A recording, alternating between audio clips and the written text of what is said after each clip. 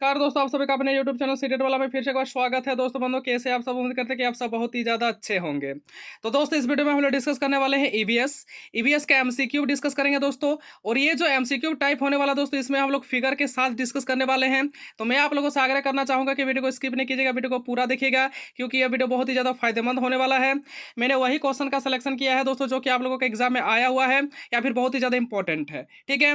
और यह वीडियो जो है दोस्तों, बेसिकली सीटेट हो गया, यूपी टेट हो गया, है ना, ये सब के लिए बहुत ही ज़्यादा इंपॉर्टेंट है दोस्तों। तो मैं आप लोगों से फिर से और एक बार आग्रह कर रहा हूं कि वीडियो को स्किप नहीं कीजिएगा, वीडियो को अंत तक देखिएगा दोस्तों। तो देखिए क्वेश्चन नंबर 1। क्वेश्चन नंबर 1 क्या है दोस्तों? बहुत ही अच्छा क्वेश्चन और बहुत ही इंपॉर्टेंट क्वेश्चन है। ये जो है दोस्तों, आपके सीटेट के एग्जाम में बहुत बार पूछा गया है। ठीक है, इस क्वेश्चन को कम मत आकिएगा। क्वेश्चन में पूछा गया दोस्तों, रेड डाटा बुक संबंधित है। आपके सामने 4 ऑप्शन दिया है, A B C and D.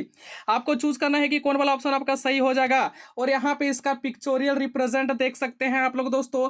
तो इस क्वेश्चन का जो सही आंसर हो जाएगा दोस्तों, इस क्वेश्चन का सही आंसर हो जाएगा ऑप्शन नंबर सी, यानी विलुप्त हो रहे हैं जीव का संबंध किससे है ना, रेड डाटा बुक। ठीक है। तो कहने का अर्थ यह हुआ दोस्तों कि रेड डाटा बुक में वही चीज को सम्मिलित किया जाता है जो कि विलुप्त हो जाता है। जीव जंतु जो विलुप्त हो जाते हैं दोस्तों, ऐसा जीव जो विलुप्त हो जाते हैं, उसी को इंक्लूड करा जाता है किसमें दोस्तों, रेड डाटा बुक में। ठीक है, क्लियर है दोस्तों? हमें लगता है कि क्लियर हो ही जाना चाहिए। ठीक है, क्योंकि पिक्चोरियल रिप्रेजेंट के साथ जो क्वेश्चन समझने में मजा है दोस्तों, वो किसी में नहीं है। ठीक, आगे बढ़ें। तो देखिए क्वेश्चन नंबर 2, यह भी बहुत ही अच्छा क्वेश्चन है। और यह क्वेश्चन क्या है ना, पक्षी से संबंधित है। और आपको पता ही है दोस्तों, चाहे वो यूपी टेट हो या फिर सी टेट हो, उसमें आपका क्या ना, आपका सबसे फर्स्ट हो गया पेड़ पौधा, नंबर 2 हो गया पक्षी, नंबर 3 हो गया जानवर। इससे क्वेश्चन आपके पूछे जाते हैं। तो देखिए क्वेश्चन नंबर 2 में पूछा गया कि कौन सी पक्षी पेड़ या झाड़ी की शाखा से लटकने वाला घोंसला बनाती है। आपके सामने 4 ऑप्शन दिया है, इसका क्या को आंसर सही होगा? क्या शकरखोरा होगा, या फिर बसंत गौरी होगा, या फिर कालचीड़ी होगा? तो इसका जो सही आंसर हो जाएगा दोस्तों क्वेश्चन नंबर 2 का, वो हो जाएगा शकरखोरा। और याद रखिएगा कि शकरखोरा को सूर्य पक्षी के नाम से भी जानते हैं, जिसको अंग्रेजी में सनबर्ड कहा जाता है। ठीक है, यदि ऑप्शन में दोस्तों अगर शकरखोरा का जगह सूर्य पक्षी आ गया, तो सूर्य पक्षी में भी आप लोग टिक लगा सकते हैं। ठीक है, अंग्रेजी में जिसका नाम क्या होता है, सनबर्ड, है ना। ये जो होती है, ये देख रहे हैं, ये जो है सनबर्ड है। और सनबर्ड किस प्रकार के घोंसला बनाती है ना, झाड़ी की शाखा से लटकने वाले घोंसला बनाती है। ठीक है, ये भी क्वेश्चन बहुत ही ज्यादा इंपॉर्टेंट है, मोस्ट इंपॉर्टेंट है। मैंने यहाँ पे जितना भी क्वेश्चन का सिलेक्शन लाया हूँ, बहुत बहुत बहुत बहुत ज़्यादा इंपॉर्टेंट है। तो मैं आप लोगों से आग्रह करना चाहूँगा कि वीडियो को स्किप नहीं कीजिएगा, वीडियो पर कंप्लीटली बने रहिएगा, क्योंकि यह वीडियो बहुत ही ज़्यादा इंपॉर्टेंट होने वाला है आप लोगों के लिए। ठीक है, आगे बढ़ें दोस्तों। ये भी क्वेश्चन क्लियर है। हमें लगता है कि इस क्वेश्चन को भी समझने में किसी प्रकार का कोई दिक्कत नहीं हुआ होगा। तो दोस्तों देखिए आगे क्वेश्चन नंबर 3। क्वेश्चन नंबर 3 भी बहुत ही अच्छा क्वेश्चन है और बहुत ही ज़्यादा इंपॉर्टेंट क्वेश्चन है। तो क्वेश्चन में पूछा गया कि वायुमंडल की सबसे निचली परत कहलाती है। आपके सामने 4 ऑप्शन दिया, क्या क्षोभ मंडल कहलाती है, क्या संताप मंडल कहलाती है, या फिर आयन मंडल कहलाती है, या फिर ओजोन मंडल कहलाती है। तो दोस्तों मेरे भाई, मेरे बंधु, मेरे वायुमंडल की सबसे निचली परत का नाम होता है क्षोभ मंडल। ठीक है, क्या होता है दोस्तों ना, क्षोभ मंडल। यहाँ पे देख सकते हैं, यहाँ पे सारा का सारा, यहाँ पे देखिए सबसे निचली परत यहाँ पे क्षोभ मंडल है। ठीक है, यानी पिक्चोरियल रिप्रेजेंट में तो यही सबसे अच्छा लगता है दोस्तों, कि आप लोगों को चीज़ों को समझने में किसी प्रकार का कोई दिक्कत नहीं होता है। तो चलिए दोस्तों आगे बढ़ें। Question number 4। तो क्वेश्चन नंबर 4 में क्या दिया है कि वायुमंडल में कोई कुल कितनी परतें होती है। ये भी क्वेश्चन बहुत ही ज़्यादा इंपॉर्टेंट है। आपके सामने देख रहे हैं दोस्तों कितनी परत है, 1 2 3 4 और एक 5। तो कुल कितनी परत हो गया दोस्तों ना, कुल 5 परत हो गया। इसलिए क्वेश्चन नंबर 4 का जो सही आंसर हो जाएगा वो हो जाएगा ऑप्शन नंबर ए, यानी 5। ठीक है, तो दोस्तों क्वेश्चन नंबर 5 तक हम क्वेश्चन नंबर 4 तक हम लोग डिस्कस कर लिए। तो यहाँ तक समझने में आप लोगों को किसी प्रकार का कोई दिक्कत, हमें लगता है कि किसी प्रकार का कोई दिक्कत नहीं हुआ होगा। तो चलिए दोस्तों आगे देखो क्वेश्चन नंबर 5। ठीक है, तो क्वेश्चन नंबर 5 भी बहुत ही अच्छा क्वेश्चन है। तो क्वेश्चन में यह पूछा गया कि शारदा एक्ट का संबंध निम्न में से किससे है। आपके सामने 4 ऑप्शन दिया है, क्या ऑप्शन नंबर ए सही हो जाएगा, ऑप्शन नंबर बी सही होगा, या फिर ऑप्शन नंबर सी सही होगा, या फिर ऑप्शन नंबर डी सही होगा। तो दोस्तों मेरे भाई, मेरे बंधु, मेरे आप लोगों तो देखे ही होंगे कि बालिका वधू वो सीरियल जो है बहुत ही ज़्यादा पॉपुलर है। ठीक है, और आप लोगों में से बहुत जन को पसंद लगता होगा। ठीक, तो शारदा एक्ट का जो संबंध है, उसका जो संबंध है दोस्तों बाल विवाह से है। इसीलिए इस क्वेश्चन का सही आंसर ऑप्शन नंबर बी हो जाएगा। मैं आपको यहाँ से एक बात बताना चाहता हूँ, उस समय पे जो था लड़कियों के लिए न्यूनतम आयु आयु जो कि शादी करने के लिए वो था 14 वर्ष, और लड़का का क्या था दोस्तों 18 वर्ष। लेकिन दोस्तों कुछ सालों के बाद इस कानून को तोड़ दिया गया। उसके बाद लड़की का कर दिया गया 18 वर्ष और लड़कों का 21 वर्ष कर दिया है, ठीक है। लेकिन अभी ये चीज़ लागू होने वाला है कि लड़की का 21 साल और लड़का का 25 साल, ठीक है। अभी ये चीज़ लागू नहीं हुआ है लेकिन बहुत ही जल्द लागू हो जाएगा, ठीक है। तो इस क्वेश्चन भी क्लियर है दोस्तों। तो इस क्वेश्चन का सही आंसर क्या हो जाएगा ना, बाल विवाह, ऑप्शन नंबर 20 का करेक्ट है। अगला प्रश्न देखिए क्वेश्चन नंबर 6। तो क्वेश्चन नंबर 6 जो है इतना इंपॉर्टेंट है, इतना इंपॉर्टेंट है, ये सीटेट के एग्जाम में कई बार पूछा हुआ है, ठीक है। तो क्वेश्चन में पूछा कि बच्चों को समाजीकरण का पहला पाठ कहाँ से मिलता है। तो बच्चों को जो समाजीकरण का पहला पाठ है वो अपने कहाँ से मिलता है दोस्तों, अपने परिवार से मिलता है। कहाँ से ना, अपने परिवार से मिलता है। तो इसीलिए क्वेश्चन नंबर 6 का जो सही आंसर हो जाएगा वो हो जाएगा लास्ट वाला ऑप्शन, ऑप्शन नंबर डी, यानी परिवार से जो है बच्चे को समाजीकरण का पहला पाठ मिलता है, ठीक है। आगे बढ़ें तो देखो दोस्तों क्वेश्चन नंबर 7। तो क्वेश्चन नंबर 7 भी बहुत ही अच्छा क्वेश्चन है। क्वेश्चन में पूछा गया कि कौन सी पक्षी अपने गर्दन को झटके से आगे पीछे करती है। यह क्वेश्चन बहुत इंपॉर्टेंट है, बहुत इंपॉर्टेंट है, बहुत इंपॉर्टेंट है। मैं फिर से रिपीट कर रहा हूँ कि इतना इंपॉर्टेंट है कि सीटेट का एक भी ऐसा एग्जाम नहीं है दोस्तों जिसमें यह क्वेश्चन ना पूछा हो। हर एक एग्जाम में, हर एक शिफ्ट के एग्जाम में यह क्वेश्चन पूछ लिया गया है। तो आपके सामने 4 ऑप्शन है, क्या इसका आंसर तोता होगा, क्या इसका आंसर कबूतर होगा, या फिर उल्लू होगा, या फिर मैना होगा। तो दोस्तों मैं आपको बताना चाहूंगा कि झटके से अपनी गर्दन को आगे पीछे करने वाली पक्षी का नाम है मैना, ठीक है। तो क्वेश्चन नंबर 7 का सही आंसर क्या हो जाएगा, ऑप्शन नंबर डी इसका सही आंसर हो जाएगा, ठीक है। आगे बढ़े दोस्तों, देखिए क्वेश्चन नंबर 8। क्वेश्चन नंबर 8 तो बहुत ही ज़्यादा इंपॉर्टेंट है कि विटामिन ई की कमी से होने वाला रोग है, यानी विटामिन ए की कमी के कारण कौन सी रोग होती है। आपके क्वेश्चन में यह पूछा गया है। आपके सामने 4 ऑप्शन दिया हुआ है, तो 4 ऑप्शन आपको चूज करना है कि कौन वाला ऑप्शन आपका सही होगा। तो मैं आपको बताना चाहता हूं कि विटामिन ए की कमी के कारण क्या होता है ना, रतौंधी होता है। क्या होता है, रतौंधी होता है, ठीक है। और विटामिन ए का सबसे अच्छा स्रोत माना जाता है दोस्तों गाजर। गाजर खाने से क्या होता है, हमारी आंखें जो होती है वो स्वस्थ होती है, ठीक है। तो क्वेश्चन नंबर 8 का जो सही आंसर हो जाएगा ऑप्शन नंबर सी, रतौंधी, ठीक है। आगे देखिए दोस्तों क्वेश्चन नंबर 9। तो क्वेश्चन नंबर 9 भी बहुत ही अच्छा क्वेश्चन है कि ओजोन परत की मोटाई नापने की इकाई है। ये क्वेश्चन बहुत ही ज़्यादा इंपॉर्टेंट है। जैसे हम लोग दाब को नापते हैं पास्कल में दोस्तों, उसी प्रकार से ओजोन परत की मोटाई को किससे नापते हैं।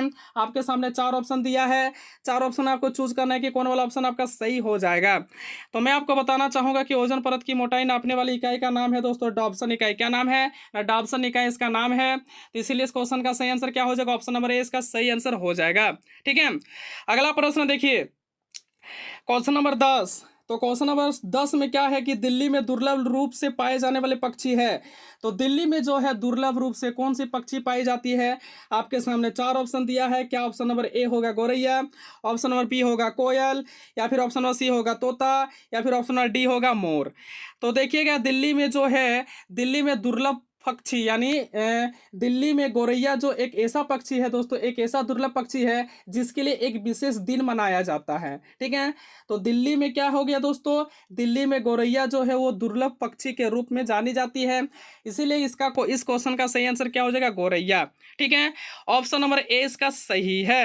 अगला प्रश्न देखिए क्वेश्चन नंबर 11। क्वेश्चन नंबर 11 भी बहुत ही अच्छा क्वेश्चन है और बहुत ही ज़्यादा इंपॉर्टेंट क्वेश्चन है। तो क्वेश्चन में पूछा गया कि उस पक्षी का नाम बताइए जिसकी आंखें मानवों की तरह सामने की तरफ होती है।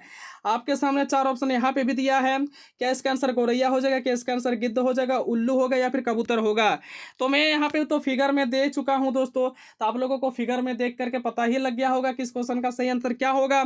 इस क्वेश्चन का सही आंसर हो जाएगा ऑप्शन नंबर सी यानी उल्लू, ठीक है।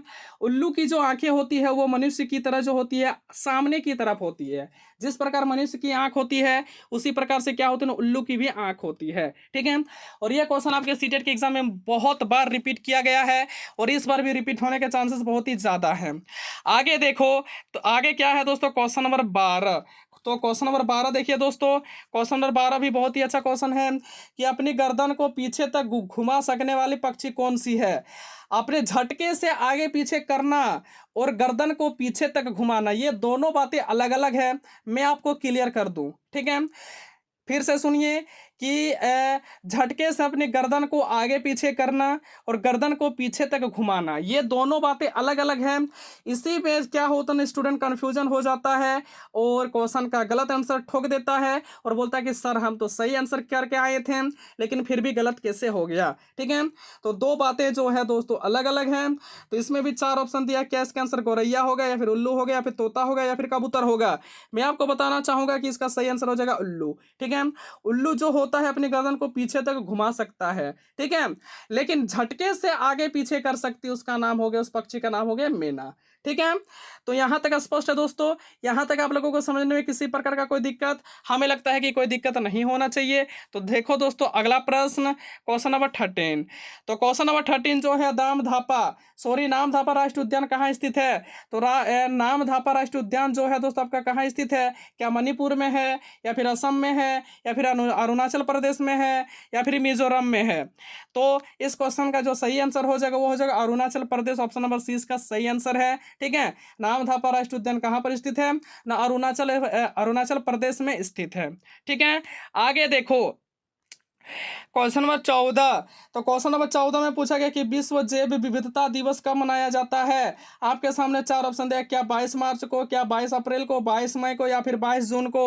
तो यहाँ पे पिक्चर्स आप लोग देख सकते हैं 22 यहाँ पे दिया हुआ है दोस्तों 22 मई 2023, यानी इसका सही आंसर क्या हो जाएगा 22 मई, जो वाला ऑप्शन में है 22 मई उसी को टिक लगाना है, यानी ऑप्शन नंबर सी इसका करेक्ट आंसर हो गया। ठीक है, अगला प्रश्न देखिए क्वेश्चन नंबर कितना दोस्तों 15। तो क्वेश्चन नंबर 15 जो है बहुत ही ज़्यादा इंपॉर्टेंट है, क्योंकि आपके सीटेट के एग्जाम में हो चाहे यूपी टेट हो, उसमें पेड़ पौधे से क्वेश्चन आपके पूछे जाते हैं। तो रेगिस्तानी ओक नाम का पेड़ है जो पाया जाता है, वह किस देश में पाया जाता है। आपसे यह क्वेश्चन में पूछा गया है, क्या रेगिस्तानी ओक नाम का पौधा अबू धाबी में पाया जाता है या फिर दक्षिण अफ्रीका में पाया जाता है या फिर यूएसए में पाया जाता है या फिर ऑस्ट्रेलिया में पाया जाता है। तो इस क्वेश्चन का सही आंसर हो जाएगा ऑप्शन नंबर डी, यानी ऑस्ट्रेलिया में पाया जाता है रेगिस्तानी ओक नाम का पौधा। ठीक है, अगला प्रश्न देखें तो देखिए दोस्तों क्वेश्चन नंबर 16। तो क्वेश्चन नंबर 16 में क्या पूछा गया कि ठंडा रेगिस्तान किस प्रदेश को कहा जाता है, और ये क्वेश्चन पूछा हुआ क्वेश्चन है। आपके सामने दिया है ऑप्शन, क्या अबू धाबी को कहा जाता है, क्या राजस्थान को कहा जाता है, क्या लद्दाख को कहा जाता है या फिर हिमाचल प्रदेश को कहा जाता है। तो मेरा जो जाएगा दोस्तों आप लोगों का जो आंसर होना चाहिए वो सी के साथ जाना चाहिए, यानी लद्दाख को ठंडा रेगिस्तान के नाम से जाना जाता है। ठीक है, और आज से जो है दोस्तों आप लोगों का सीटेट का क्लासेस जो होगा वो डेली होगा, और महातांडव बैच हो गया, जुनून बैच हो गया, सफलता बैच हो गया, 12-17 जितना भी बैच है दोस्तों वो सारा बैचेज स्टार्ट हो जाएगा और बहुत ही धाकड़ तरीके से आप लोगों का तैयारी होने वाला है। चाहे आप सीटेट की बात कर लीजिए या फिर यूपी टेट की बात कर लीजिए या फिर बिहार 7th फेज वाली बात कर लीजिए। ठीक है, आज से जो है दोस्तों एकदम जो है एकदम चढ़ के तैयारी करना है आप लोगों को। ठीक है, ठीक, तो देखो दोस्तों अगला प्रश्न क्वेश्चन नंबर 17। तो क्वेश्चन नंबर 17 में क्या पूछा गया कि आयरन के मुख्य स्रोत क्या है। आपके सामने चार ऑप्शन दिया है, क्या ऑप्शन नंबर ए सही होगा, बी सही होगा, सी सही होगा या फिर डी वाला सही होगा। तो मैं आपको बताना चाहूंगा कि आयरन के मुख्य स्रोत का नाम है आपका गुड़, आंवला और हरी सब्जियां। ठीक है, गुड़ में क्या होती है, आयरन होती है, आंवला में क्या होती है, आयरन होती है, और हरी सब्जियां तो दोस्तों मोस्ट ऑफ इंपॉर्टेंट फैक्ट है किसके लिए, आयरन के लिए। ठीक है, तो क्वेश्चन नंबर 17 का सही आंसर क्या हो जाएगा, ऑप्शन नंबर 20 का सही आंसर हो जाएगा। एकदम मजा ही आ गया दोस्तों, क्योंकि पिक्चोरियल रिप्रेजेंट के साथ क्वेश्चन को देखना, क्वेश्चन को समझना, क्वेश्चन एकदम याद ही हो जाएगा दोस्तों। ठीक है, एक बार देखने से ही आप लोगों का रट जाएगा, क्वेश्चन एकदम आसान है। ठीक है, इस प्रकार का क्वेश्चन आपके सीटेट के एग्जाम में पूछे जाते हैं। तो क्वेश्चन नंबर 18 में पूछा गया दोस्तों कि बांस के खंभे के ऊपर लकड़ी का घर होता है। तो बांस के ऊपर जो है, ठीक है, बांस के खंभे के ऊपर लकड़ी का घर कहां पर बनाया जाता है। आपसे क्वेश्चन में यह पूछा गया है। आपके सामने चार ऑप्शन है, क्या असम में, क्या उड़ीसा में या फिर लद्दाख में या फिर श्रीनगर में। तो दोस्तों इस क्वेश्चन का जो सही आंसर होना चाहिए दोस्तों आप लोगों का वो ऑप्शन नंबर ए के साथ जाना चाहिए, यानी असम में। ठीक है, यानी बांस के खंभे के ऊपर लकड़ी का घर कहां पर बना होता है ना, असम में होता है। ठीक है, तो दोस्तों क्वेश्चन नंबर 18 का सही आंसर क्या हो गया ना, ऑप्शन नंबर ए असम। ठीक है, अगला प्रश्न देखिए दोस्तों क्वेश्चन नंबर 19। तो क्वेश्चन नंबर 19 जो है दोस्तों बहुत ही अच्छा क्वेश्चन है और बहुत ही ज़्यादा इंपॉर्टेंट क्वेश्चन है आपके सीटेट के एग्जाम में, आपके यूपी टेट के एग्जाम में। ठीक है, ये क्वेश्चन पूछे ही पूछे जाते हैं। ये क्वेश्चन बहुत ही ज़्यादा इंपॉर्टेंट है दोस्तों। मैं आपको फिर से बताना चाहूँगा कि क्वेश्चन बहुत ही ज़्यादा इंपॉर्टेंट है। ये क्वेश्चन कई बार पूछा हुआ है। तो देखिए क्वेश्चन क्या है। तो क्वेश्चन में पूछा गया कि चेराओ नाच कहाँ के लोग करते हैं। आपके सामने चार ऑप्शन दिया कि मिजोरम में, क्या उड़ीसा में, क्या लद्दाख में, या फिर झारखंड में। आप यहाँ पे पिक्चोरियल रिप्रेजेंट देख सकते हैं। तो दोस्तों मेरे भाई, मेरे बंधु, मेरे चेराओ नाच जो होता है वो कहाँ के लोग करते हैं। तो दोस्तों मिजोरम के लोग करते हैं। कहाँ के लोग? मिजोरम के लोग। ठीक है। तो क्वेश्चन नंबर 19 का सही आंसर क्या हो जाएगा? मिजोरम। ऑप्शन नंबर ए इसका सही आंसर हो जाएगा। आगे देखो क्वेश्चन नंबर 20। क्वेश्चन नंबर 20 तो इतना इंपॉर्टेंट है, इतना इंपॉर्टेंट है, इतना इंपॉर्टेंट है कि दोस्तों मत ही पूछिए, क्योंकि यह क्वेश्चन जो है हर एक सीटेट के एग्जाम में रिपीट होते हैं। ठीक है। हर एक एग्जाम में, कोई ऐसा शिफ्ट का एग्जाम नहीं है दोस्तों जो कि ये क्वेश्चन ना आया हो। ये क्वेश्चन हर बार रिपीट किया गया है। तो देखिए क्वेश्चन क्या है। तो क्वेश्चन में पूछा गया कि निम्नलिखित राज्यों के समूह में से किस एक समूह के समुद्री तट अरब सागर पर है। तो दोस्तों मेरे भाई, मेरे बंधु, मेरे आपके सामने ऑप्शन दिया है चार ऑप्शन। चार ऑप्शन में आपको चूज करके बताना है कि कौन वाला ऑप्शन आपका सही है। ऑप्शन नंबर ए में दिया है कर्नाटक, केरल और गुजरात। ऑप्शन नंबर बी में दिया है दोस्तों आंध्र प्रदेश, तेलंगाना और उड़ीसा। ऑप्शन नंबर सी में दिया है केरल, कर्नाटक, पश्चिम बंगाल। और ऑप्शन नंबर डी में दिया है तमिलनाडु, आंध्र प्रदेश और कर्नाटक। तो मैं आपको बताना चाहूंगा कि इस क्वेश्चन का जो सही आंसर हो जाएगा दोस्तों ऑप्शन नंबर ए के साथ, यानी कर्नाटक, केरल और गुजरात। ठीक है। और ये क्वेश्चन जो है दोस्तों अधिकतर बार आपके सीटेट के एग्जाम में पूछा हुआ है। यदि आपको यकीन नहीं है तो आप क्वेश्चन निकाल के देख सकते हैं, क्योंकि यह क्वेश्चन बहुत ही ज्यादा इंपॉर्टेंट है। आपके चाहे कोई भी टीचर वाले वैकेंसी वाले आप एग्जाम दे रहे हो, चाहे वो सीटेट का एग्जाम हो, चाहे वो यूपी टेट की एग्जाम हो, या फिर हाल ही होने वाला एग्जाम बिहार का 7th फेज वाला हो, बहुत ही ज्यादा इंपॉर्टेंट क्वेश्चन है। ठीक है। अगला प्रश्न देखिए, क्वेश्चन नंबर 21 और इस वीडियो का लास्ट क्वेश्चन दोस्तों। ठीक है। तो क्वेश्चन में पूछा गया कि रेटिंग स्केल में कौन सी तकनीक का उपयोग होता है। आपके सामने चार ऑप्शन दिया है A, B, C and D. आपको चूज करके बताना है कि कौन वाला ऑप्शन आपका सही हो जाएगा। तो मैं आपको बताना चाहूंगा कि क्वेश्चन नंबर 20 का जो सही आंसर हो जाएगा वो हो जाएगा दोस्तों अवलोकन। क्या हो जाएगा? अवलोकन हो जाएगा। ऑप्शन नंबर सी हो जाएगा दोस्तों। ठीक। हाँ तो दोस्तों ये था हम लोगों का लास्ट क्वेश्चन इस वीडियो का। तो दोस्तों यह वीडियो कैसी लगी आप लोगों को? यदि वीडियो पसंद लगा है तो दोस्तों वीडियो के अंदर एक प्यारा सा लाइक जरूर कीजिएगा, क्योंकि आपका एक प्यारा सा लाइक करना ही हमारा मेहनत का फल होता है। तो चलिए दोस्तों इस वीडियो में इतना ही डिस्कस करते हैं, मिलते हैं नेक्स्ट वीडियो पर। तब तक के लिए आप लोगों का बहुत बहुत धन्यवाद वीडियो का अंत तक देखने के लिए। और वीडियो के अंत में दोस्तों जय हिंद, जय भारत। लेकिन दोस्तों मैं आप लोगों से एक बात करना चाहूँगा। ठीक है। और ये बहुत ही इंपॉर्टेंट बात होने वाली है दोस्तों आप लोगों के लिए, क्योंकि अब जो है दोस्तों आप लोगों का सीटेट का एग्जाम डेट भी निर्धारित कर दी गई है। ठीक है। और जो है दोस्तों हमारा ये जो यूट्यूब चैनल है सीटेट वाला, ठीक है, हमारे यूट्यूब चैनल का नाम क्या है ना, सीटेट वाला नाम है। तो मैं आप लोगों को बताना चाहूँगा कि आज से है जो दोस्तों हमारे यूट्यूब चैनल पर डेली आप लोगों को क्लासेस मिलेंगे। चाहे वो हिंदी का हो गया, चाहे वो ईवीएस का हो गया, या फिर सीडीपी का हो गया, या फिर मैथ्स का हो गया, या फिर साइंस का हो गया, जितना भी पोर्शन, या फिर सोशल साइंस का हो गया। आपके सीटेट के एग्जाम में जितना भी पोर्शन के, जितने भी सब्जेक्ट के क्वेश्चन पूछे जाते हैं, वो सारे चीज़ों को कराई जाएगी हमारे इस चैनल सीटेट वाला में। ठीक है। लेकिन मैं आप लोगों से आग्रह करना चाहूँगा कि हमारे इस चैनल पर आप लोग ज़्यादा से ज़्यादा जुड़े, अपने सगे संबंधियों को बतावें। ठीक है। और ज़्यादा से ज़्यादा जुड़ने से क्या होता है दोस्तों ना, हम लोगों के बीच का जो बॉन्डिंग है वो और भी ज़्यादा मजबूत होता है, और हमें काम करने में भी बहुत अच्छा लगता है। ठीक है। तो ये था इन्फॉर्मेशन। और एक इन्फॉर्मेशन दोस्तों कि हमारे इस चैनल पर जो है अब से सारे बैचेज शुरू हो जाएंगे, जो कि मैं आप लोगों से वादा किया था। और मैं आप लोगों से ये भी वादा करता हूँ कि आप लोगों का 1 महीना में सीटेट निकल जाएगा।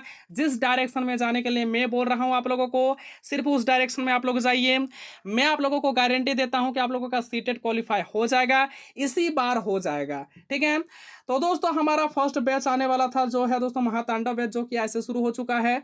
अब जो है दोस्तों कल से आप लोगों का शुरू हो जाएगा जुनून बैच। आप लोगों को यहाँ पे प्रैक्टिस सेट मिलने वाली है, आप लोगों को यहाँ पे बैचेस भी मिलने वाली है, आप लोगों को यहाँ पे ठीक है विगत परीक्षाओं में, सीटेट के विगत परीक्षाओं में पूछे गए प्रश्न भी मिलने वाले हैं। ठीक है। और यहाँ पे सबसे जरूरी बात यह है कि आप लोगों को यहाँ पे प्रैक्टिस सेट भी मिलने वाला है, मॉक टेस्ट वाला भी मिलने वाला है। ठीक है। अगर आप लोग यहाँ से हमारे इस चैनल से मॉक टेस्ट कर लेते हैं और ये नंबर फर्स्ट क्या हो गया दोस्तों, अगर हमारे चैनल से आप लोग मॉक टेस्ट कर लेते हैं। नंबर टू, यदि दोस्तों आप लोग प्रैक्टिस सेट कर लेते हैं, प्रीवियस ईयर क्वेश्चन पेपर कर लेते हैं, तो मैं आपको गारंटी देता हूं, और जो मैं करा रहा हूं सिर्फ उतना कर लीजिए, ठीक है। मैं आपको गारंटी देता हूं दोस्तों, आपका हर एक पेपर में, तो बोले तो यहाँ पे दो ही पेपर होता है सीटेट के एग्जाम में, ठीक है, पेपर 1 और पेपर 2। तो पेपर 1 और पेपर 2 में आप लोगों को मैं आपको गारंटी देता हूँ, कितना भी कमजोर बच्चा क्यों ना हो, उसका 120 से अबव आएगा, ठीक है। इसकी गारंटी मैं लेता हूं। तो ये थी दोस्तों इन्फॉर्मेशन, ठीक है। तो उम्मीद करते हैं दोस्तों ये इन्फॉर्मेशन भी आप लोगों को अच्छा लगा होगा। तो चलिए दोस्तों, इस वीडियो में बहुत सारे क्वेश्चन डिस्कस करने वाले हैं दोस्तों, तो दिल को थाम करके बैठिएगा और अपने माइंड में पेशेंस रखिएगा दोस्तों, क्योंकि यह वीडियो बहुत ही ज्यादा इंपॉर्टेंट होने वाला है, ठीक है। और आज से आप लोगों को जो है दोस्तों रेगुलर आप लोगों को वीडियोस मिलेगी और बहुत ही अच्छा अच्छा कंटेंट मिलेगा। और जितने भी हम लोग यहाँ पे सीटीपी का क्वेश्चन डिस्कस करेंगे दोस्तों, सारे के सारे पिक्चर रिप्रेजेंट के साथ, ठीक है। तो देखिए दोस्तों क्वेश्चन नंबर 1। और दोस्तों क्वेश्चन नंबर 1 को डिस्कस करने से पहले दोस्तों, यदि हमारे चैनल पर आप लोग नहीं है तो दोस्तों हमारे चैनल को लाइक कीजिएगा, सब्सक्राइब कीजिएगा और अपने दोस्तों के साथ इसे ज्यादा से ज्यादा शेयर कीजिएगा, क्योंकि आपका एक प्यारा सा लाइक करना ही हमारा मेहनत का फल होता है। तो देखिए दोस्तों क्वेश्चन नंबर 1, और बहुत ही अच्छा क्वेश्चन है दोस्तों। मैं वही क्वेश्चन का सिलेक्शन लाया हूं जो कि आपके एग्जाम में पूछा हुआ है, और खास करके दोस्तों ऑफलाइन एग्जाम में पूछा हुआ है, ठीक है। तो देखिए दोस्तों क्वेश्चन नंबर 1। तो क्वेश्चन नंबर 1 में पूछा कि बच्चों के बौद्धिक विकास की 4 विशिष्ट अवस्था किसने दिया है। आपके सामने 4 ऑप्शन है और यहाँ पे पिक्चोरियल रिप्रेजेंट भी है, ठीक है। आपको पता ही होना चाहिए कि पिक्चोरियल रिप्रेजेंट के साथ क्वेश्चन को समझना कितना ज्यादा आसान हो जाता है और बहुत ही ज्यादा धाकड़ लगता है, बहुत ही ज्यादा मजेदार लगता है, ठीक है।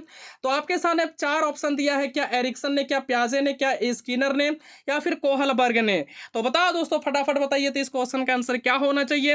तो और अपने आप को देखिए दोस्तों कि आप लोग इतना दिन से तैयारी कर रहे तो आपका तैयारी कैसा है, ठीक है। इसी से आपको पता चल जाएगा। मैं यहाँ पे जितना भी क्वेश्चन डिस्कस करने वाला हूँ, मैं यहाँ पे बहुत ही ज्यादा क्वेश्चन को डिस्कस करने वाला हूँ, आपको यहीं से पता चल जाएगा कि आपका तैयारी कितना है, ठीक है। तो फिलहाल दोस्तों क्वेश्चन नंबर 1 का जो सही आंसर होगा ऑप्शन नंबर ए हो जाएगा। एरिक्सन ने बताया है बच्चों के बौद्धिक विकास की 4 विशिष्ट अवस्थाएं, ठीक है। तो क्वेश्चन नंबर 1 का सही आंसर क्या हो गया, ऑप्शन नंबर ए हो गया। आगे बढ़ें, देखिए क्वेश्चन नंबर 2। सारा का सारा क्वेश्चन जो है दोस्तों पिक्चोरियल रिप्रेजेंट के साथ है, आप लोगों को बहुत ही ज्यादा मजा आने वाला है। और क्वेश्चन का सिलेक्शन भी धाकड़ है दोस्तों, ऐसा क्वेश्चन का सिलेक्शन लाया हो कि जो कि आपके ऑफलाइन एग्जाम में पूछा हुआ है, ठीक है। तो देखिए क्वेश्चन नंबर 2 में क्या पूछा हुआ है कि शैक्षिक मनोविज्ञान के पिता किसे कहा जाता है। इसमें में भी आपको 4 ऑप्शन दिया रखा है और आपको चूज करना है कि कौन वाला ऑप्शन आपका सही है। इसका भी ऑप्शन में है एरिक्सन, पियाजे, थॉर्नडाइक और कोहलबर्ग। आप यहाँ पे पिक्चर से आप लोग इसको समझ सकते हैं दोस्तों। ये देखिए एक बिल्ली है, बिल्ली को एक बॉक्स में डाल के रख दिया है और इसका छिटकनी को लगा दिया गया है। तो मैं आप लोगों से क्वेश्चन पूछना चाहता हूं कि कौन मनोवैज्ञानिक ने अपना एक्सपेरिमेंट जो है वो बिल्ली के ऊपर किया था। वही जो है दोस्तों, वही मनोवैज्ञानिक का नाम यहाँ पे ऑप्शन में दिया हुआ है और इस क्वेश्चन का सही आंसर वही होगा।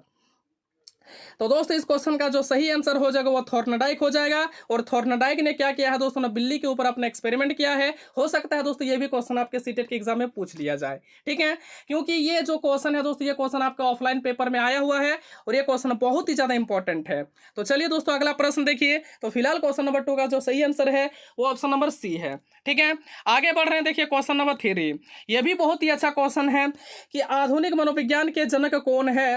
क्या एरिक्सन है, क्या पियाजे है, क्या स्किनर है, या फिर विलियम जेम्स है, ठीक है। आप लोग यहाँ पे देखिए दोस्तों, फिर आप लोग यहाँ पे इमेज को देखिए और इमेज को देख करके आप लोग पहचानिए कि ये किसका इमेज है, ठीक है। फिलहाल तो मैं यहाँ पे कार्टून वाला इमेज को सिलेक्ट किया हूँ क्योंकि यही बहुत ही ज्यादा जोरदार लगा, मजेदार लगा, ठीक है।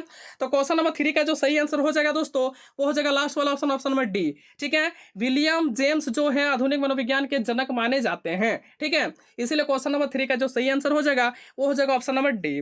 आगे बढ़ें, देखिए दोस्तों क्वेश्चन नंबर 4।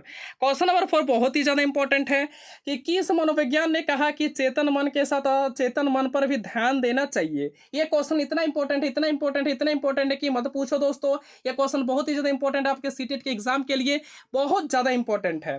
आपके सामने ऑप्शन दिया है दोस्तों वाटसन ने, उसके बाद दिया वुडवर्थ ने, उसके बाद आपका टाइडमैन ने दिया है, ठीक है, उसके बाद सिगमंड फ्राइड ने। तो आपको यहाँ से चूज करके बताना है कि कौन वाला ऑप्शन आपका सही होगा। आप लोग इसको पहचान भी सकते हैं। यहाँ पे देखिए कि साइड में में इमेज भी लगा हुआ है, ठीक है। आप लोग इसको पहचान के भी आंसर कर सकते हैं। तो दोस्तों फटाक से बताइए कि इसका इस क्वेश्चन का आंसर क्या होगा, ठीक है। तो चलिए दोस्तों मैं बताता हूं कि इस क्वेश्चन का आंसर जो होगा वो लास्ट वाला हो जाएगा ऑप्शन नंबर डी, ठीक है। तो दोस्तों हम लोग क्वेश्चन नंबर 4 तक डिस्कस कर लिए। यहाँ तक आप लोगों को समझने में किसी प्रकार का कोई दिक्कत, हमें लगता है कि किसी प्रकार का कोई दिक्कत नहीं होना चाहिए। तो चलिए दोस्तों अगले प्रश्न पर, क्वेश्चन नंबर 5। क्वेश्चन नंबर 5 भी बहुत ही अच्छा है कि मनोविज्ञान आचरण एवं व्यवहार का यथार्थ विज्ञान है, यह कथन किसका है। ये भी क्वेश्चन आपके सीटेट के एग्जाम में पूछा हुआ है और बहुत ही अच्छा से पूछा हुआ दोस्तों, जो कि आपके ऑफलाइन पेपर हुआ करता था उसी में यह क्वेश्चन पूछा हुआ था, ठीक है। और ये भाई साहब जो देखिए दोस्तों, ये अपने वाइफ के साथ है, ठीक है। बहुत ही ज्यादा हैंडसम लग रहे हैं, कोट वगैरह पहन के है, कोट टाई वगैरह सब कुछ है, बहुत ही ज्यादा हैंडसम लग रहे हैं, ठीक है। अब ये जनाब को पहचान के आप लोग इस क्वेश्चन का आंसर कर सकते हैं। आपके सामने 4 ऑप्शन दिया है, ठीक है। तो फिलहाल मैं आप लोगों को बताना चाहूंगा कि क्वेश्चन नंबर 5 का जो सही आंसर हो जाएगा वो जाएगा ऑप्शन नंबर 2 मैकडूगल, ठीक है। और ये जो जनाब है दोस्तों फोटो में, इमेज में, ये कौन है, मैकडूगल, और इनके साथ जो है ये है उनकी वाइफ, ठीक है। अगला प्रश्न देखिए दोस्तों, क्वेश्चन नंबर 6।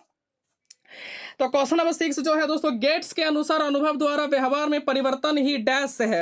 यहाँ पे खाली स्थान है और खाली स्थान को आपको भरना है। तो खाली स्थान में क्या होगा दोस्तों, आंसर वही आपको यहाँ पे सही आंसर भरना है, ना कि गलत आंसर, ठीक है। इस क्वेश्चन में भी आपको 4 ऑप्शन दिया गया है, ठीक है। 4 ऑप्शन में आपको चूज करके बताना है कि कौन वाला ऑप्शन सही होगा। आप लोग यहाँ पे इमेज को देख करके समझ ही गए होंगे कि इस क्वेश्चन का आंसर क्या होना चाहिए। इस क्वेश्चन का सही आंसर हो जाएगा ऑप्शन नंबर ए अधिगम, ठीक है। कि गेट्स मतलब गेट्स क्या बोलते हैं कि अनुभव के द्वारा हमारे व्यवहार में जो परिवर्तन होता है उसी को हम लोग सीखना बोलते हैं, और कुछ भी सीखना क्या कहलाता है, अधिगम कहलाता है, ठीक है। तो फिलहाल क्वेश्चन नंबर 6 का सही आंसर क्या हो जाएगा, ऑप्शन नंबर ए अधिगम, ठीक है। अगला प्रश्न देखिए दोस्तों, क्वेश्चन नंबर 7। क्वेश्चन नंबर 7 भी बहुत ही अच्छा है, शिक्षा का केंद्र बिंदु है। यह क्वेश्चन इतना इंपॉर्टेंट है, इतना इंपॉर्टेंट है कि मत ही पूछिए दोस्तों। ये जो क्वेश्चन आपके हर एक एग्जाम के, हर एक सीटेट के एग्जाम में पूछा हुआ क्वेश्चन है। तो आपके सामने ऑप्शन है, क्या होगा, विद्यालय होगी, या फिर बालक होगा, या फिर शिक्षक होगा, या फिर इनमें से कोई नहीं। तो मैं आपको बताना चाहूंगा दोस्तों, शिक्षा का जो केंद्र बिंदु होता है वो क्या होता है दोस्तों, वो होता है बालक, ठीक है। तो क्वेश्चन नंबर 7 का सही आंसर क्या हो जाएगा, ऑप्शन नंबर बी बालक, ठीक है। आगे बढ़े, क्वेश्चन नंबर 8 देखो। क्वेश्चन नंबर 8 बहुत ही अच्छा क्वेश्चन है और ये पूछा हुआ क्वेश्चन है। मैं यहाँ पे जितना भी क्वेश्चन का सिलेक्शन लाया हूँ वो या तो बहुत ही ज्यादा इंपॉर्टेंट है या फिर आपके ऑफलाइन पेपर में पूछा हुआ है, ठीक है। तो क्वेश्चन नंबर 8 क्या है, जरा ध्यान से देखो। मनोविज्ञान को आत्मा का विज्ञान किसने कहा है। अब देखिए दोस्तों, ये जनाब का फोटो आप लोग देख सकते हैं, ये कार्टून वाला फोटो है। आप लोग फोटो या इमेज को देख करके आप लोग पता लगा सकते हैं कि इस क्वेश्चन का सही आंसर क्या होना चाहिए। आपके सामने 4 ऑप्शन दिया है, 4 ऑप्शन में आपको चूज करके बताना है कि कौन वाला ऑप्शन आपका सही हो जाएगा। तो दोस्तों मनोविज्ञान को आत्मा का विज्ञान बोलने वाले महापुरुष का नाम क्या है, अरस्तु, ठीक है। ये बहुत ही ज्यादा महापुरुष थे, इसने मनोविज्ञान को आत्मा का विज्ञान कह दिया, ठीक है। किसी ने मन का भी विज्ञान बोला है, किसी ने चेतना का भी विज्ञान बोला है, ठीक है। और अब तक जो है दोस्तों हम लोग भी सभी लोग जो है उसको मान रहे हैं, वो मनोविज्ञान क्या है ना, व्यवहार का विज्ञान है। ये चीज हम लोग सबको ही मान रहे हैं, ठीक है। लेकिन फिलहाल तो क्वेश्चन नंबर 8 का सही आंसर क्या होगा, ऑप्शन नंबर डी अरस्तु जी ने यह कहा कि मनोविज्ञान को आत्मा का विज्ञान कहा जाता है, ठीक है। अगला प्रश्न देखें। तो देखिए दोस्तों, क्वेश्चन नंबर 9। क्वेश्चन नंबर 9 भी बहुत ही अच्छा है। ये क्वेश्चन नंबर 9 आपके पूछा हुआ क्वेश्चन है दोस्तों, आपके सीटेट के पेपर में पूछा हुआ क्वेश्चन है और बहुत ही ज्यादा इंपॉर्टेंट क्वेश्चन है। इस बार भी आप लोगों का एग्जाम में आएगा।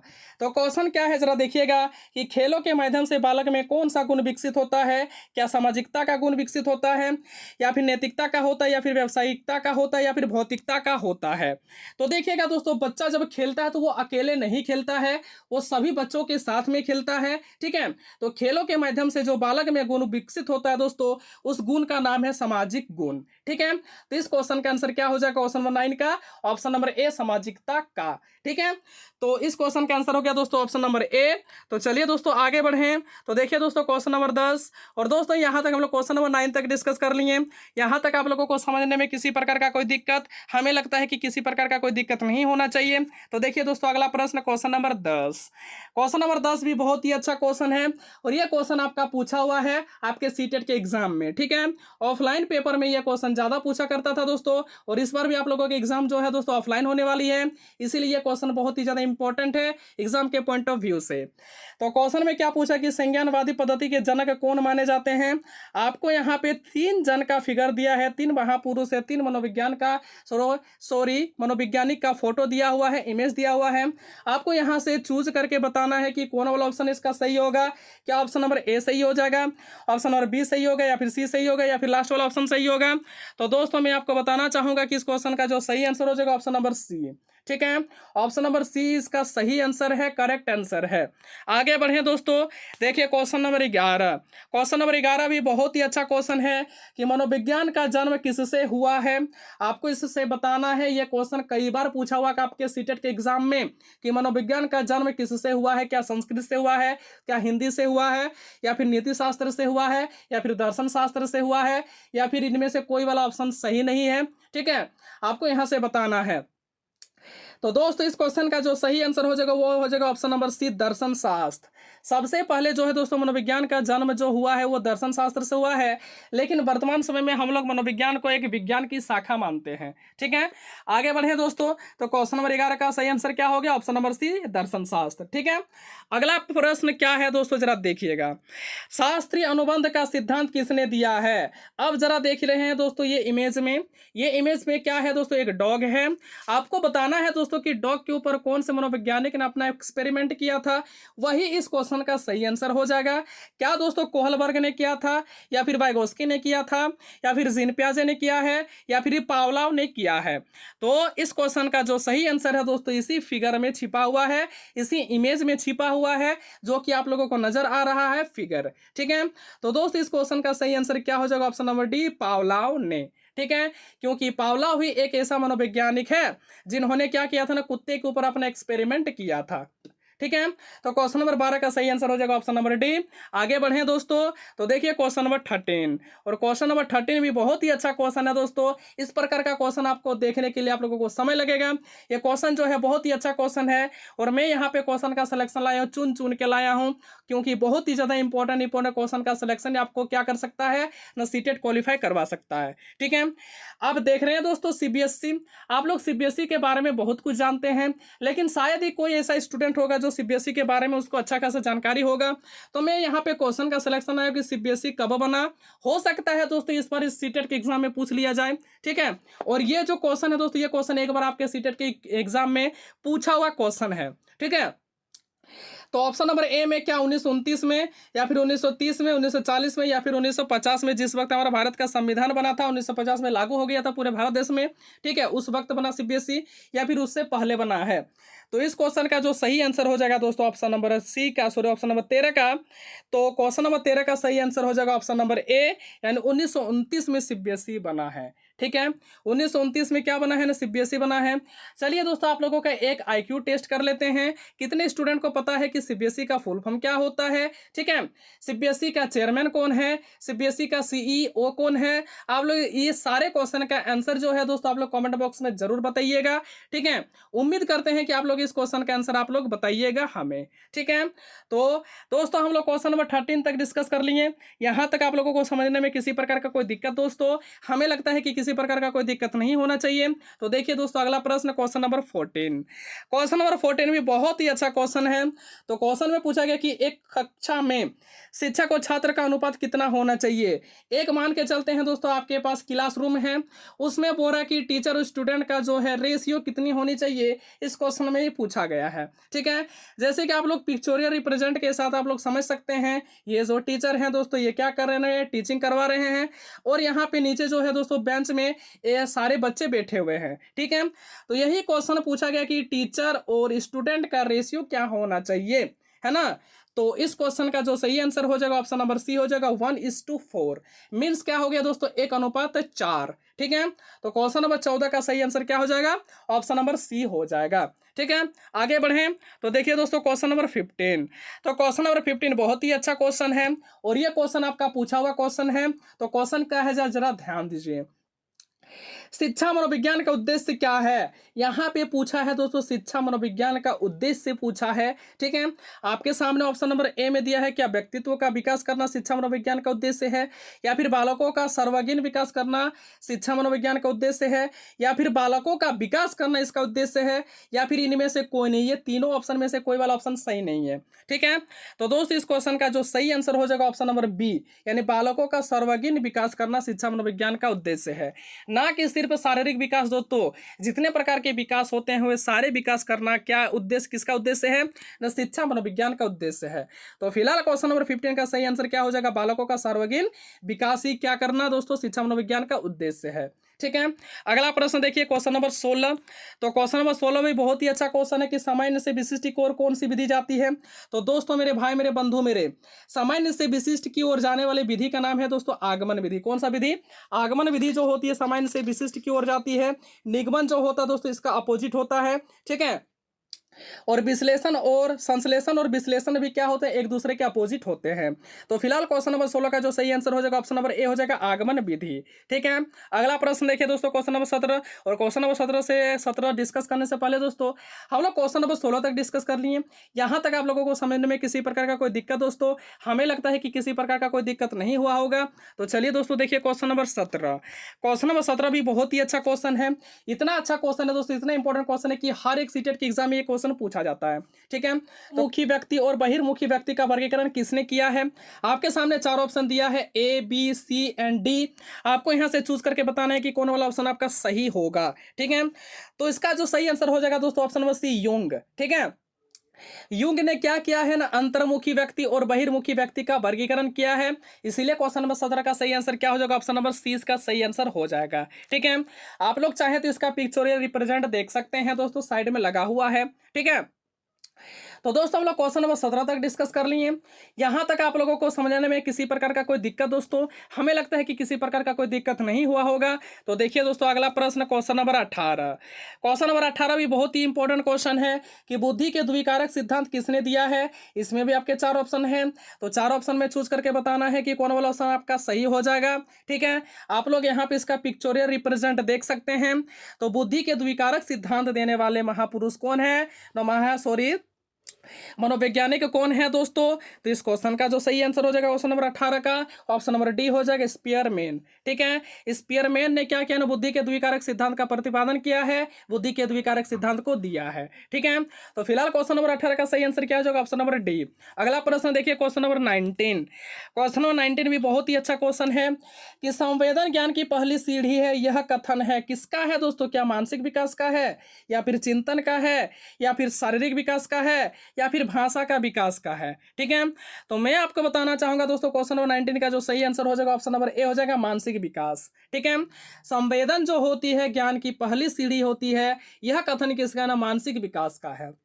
ठीक है, यानी मानसिक विकास का जब आप लोग डेफिनेशन गौर से पढ़िएगा और डीपली पढ़िएगा तो आपको पता चलेगा वहां से कि संवेदन जो होती है ज्ञान की पहली सीढ़ी होती है। ठीक है, तो इसीलिए क्वेश्चन नंबर 19 का जो सही आंसर हो जाएगा वो हो जाएगा ऑप्शन नंबर ए मानसिक विकास। ठीक है, चाहे तो आप लोग इसका ये देख सकते हैं दोस्तों, पिक्चोरियल रिप्रेजेंट भी देख सकते हैं।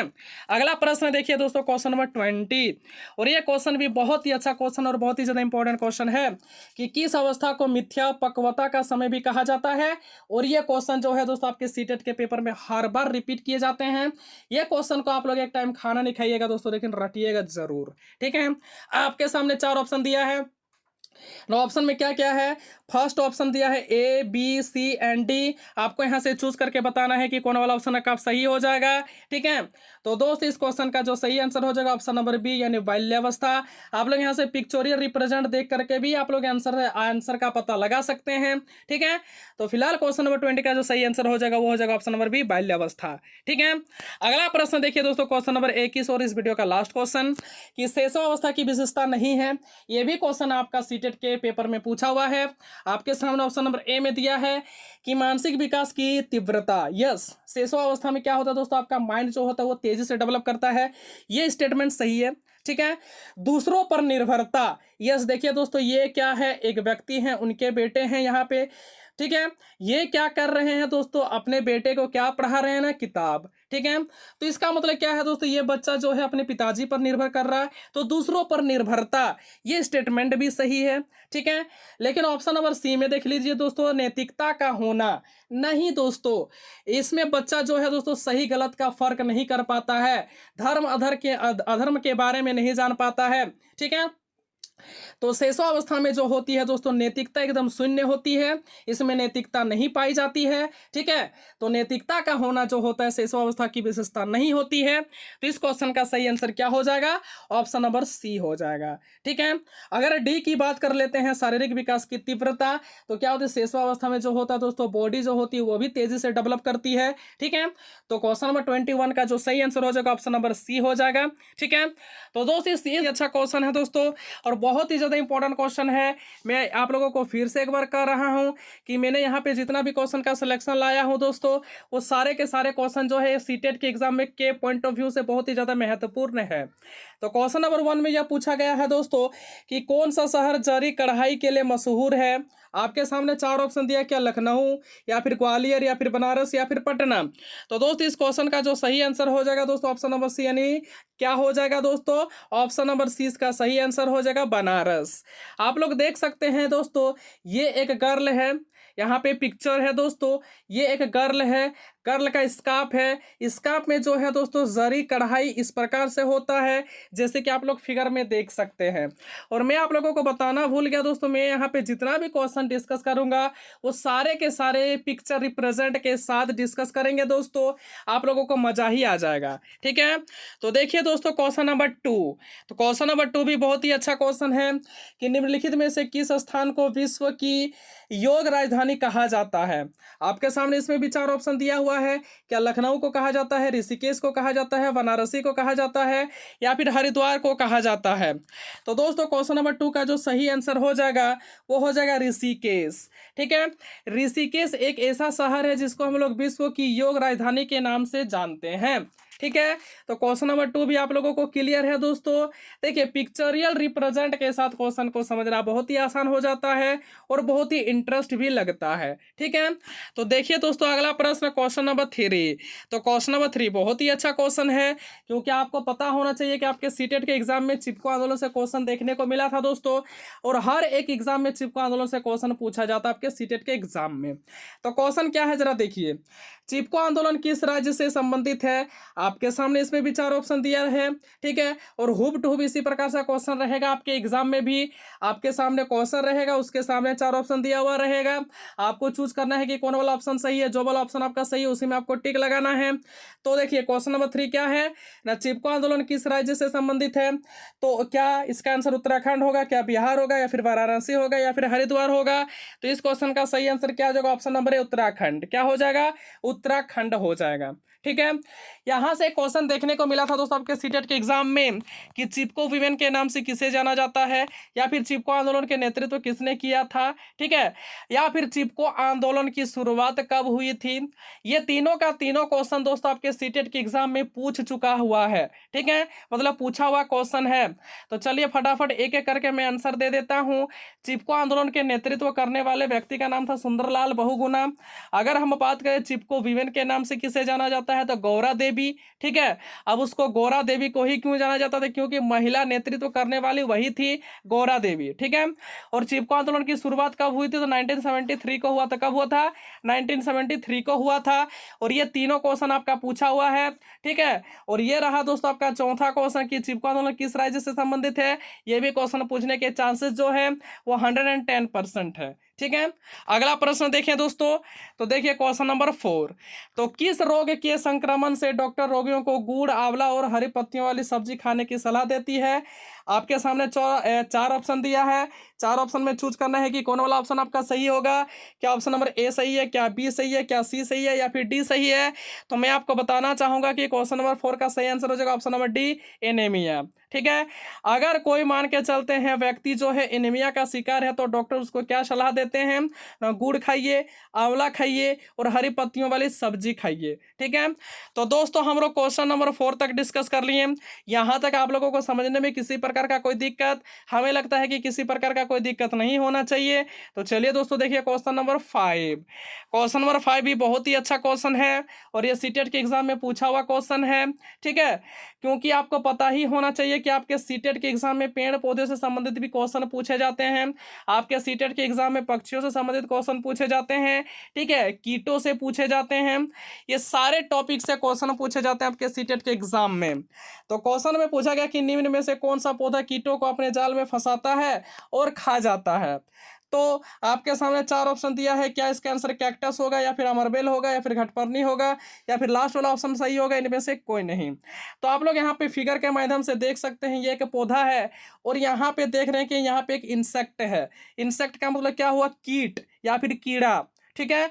अब ये कीड़ा क्या करेगा दोस्तों, इसके अंदर जैसे ही घुसेगी, ठीक है, इसके अंदर जैसे ही घुस जाएगी तो देख रहे हैं ये जो पौधा का ढक्कन है ये ढक्कन को बंद कर देता है, ठीक है, और ये जो कीड़ा है उसी के अंदर में फंस जाता है और मर जाता है और ये पौधा क्या करता है, उसका भक्षण कर लेता है, उसको खा लेता है, ठीक है। तो वह पौधा का क्या नाम है, उस पौधा का नाम है घटपर्णी। तो इसलिए क्वेश्चन नंबर 5 का सही आंसर क्या हो जाएगा, ऑप्शन नंबर सी यानी घटपर्णी इसका सही आंसर है, ठीक है। समझ में आई बात, हमें लगता है कि आप लोगों को समझ में आ गया होगा। तो आगे चलें, क्वेश्चन नंबर 6। क्वेश्चन नंबर 6 में पूछा गया कि पृथ्वी का अपमार्जक किसे कहते हैं। जीवाणु एवं कवक दिया है फर्स्ट वाला ऑप्शन में, नंबर 2 जानवर दिया है, नंबर सी पक्षी दिया है, नंबर डी मृदा एवं जल दिया है।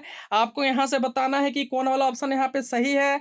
तो दोस्तों पृथ्वी का अपमार्जक कहा जाता है जीवाणु और कवक को। किसको, जीवाणु और कवक को कहा जाता है। और यह क्वेश्चन जो है दोस्तों आपके सीटेट के एग्जाम में हर बार रिपीट किया जाता है। इस क्वेश्चन को कम मत आकिएगा, ये क्वेश्चन बहुत ही ज़्यादा इंपॉर्टेंट है। तो मैं आप लोगों से आग्रह करना चाहूँगा ये क्वेश्चन को रट जाइएगा, ठीक है। तो क्वेश्चन नंबर 6 का सही आंसर क्या हो जाएगा, जीवाणु एवं कवक हो जाएगा। अगला प्रश्न देखिए क्वेश्चन नंबर 7। तो क्वेश्चन नंबर 7 में हाथी से संबंधित क्वेश्चन पूछा है और आपको पता ही होना चाहिए कि आपके सीटेट के एग्जाम में जो है हाथी से संबंधित भी क्वेश्चन पूछे जाते हैं। अर्थात कहने का मतलब हुआ कि जानवर से संबंधित भी क्वेश्चन पूछे जाते हैं, ठीक है। तो हाथी से सबसे अधिक पूछा जाता है दोस्तों जानवर में से अगर देखा जाए तो। उसके बाद बाघ से भी पूछा जाता है, स्लॉथ जानवर से भी पूछा जाता है, भालू से कभी कभार पूछ लिया जाता है दोस्तों।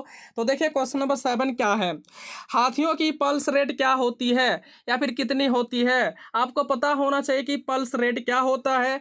ये रहा आपके सामने हाथी, आपको देख करके कुछ तो पता लगेगा नहीं कि इसका पल्स रेट कितना होता है। तो आपके सामने 4 ऑप्शन दे दिया है, 4 ऑप्शन में आपको चूज करके बताना है कि कौन वाला ऑप्शन इसका सही होगा। तो इस क्वेश्चन का जो सही आंसर हो जाएगा ऑप्शन नंबर ए, 27 बीट प्रति मिनट जो होता है हाथियों की पल्स रेट होती है, ठीक है। 1 मिनट में 27 बीट बार क्या होता है, उसका पल्स जो है वो क्या करती है, उस धक धक धक। देखिएगा दोस्तों कि हम लोग जब मनुष्य के पल्स को चेक करते हैं तो एक गजब ही फ्लो होता है ब्लड का, ठीक है।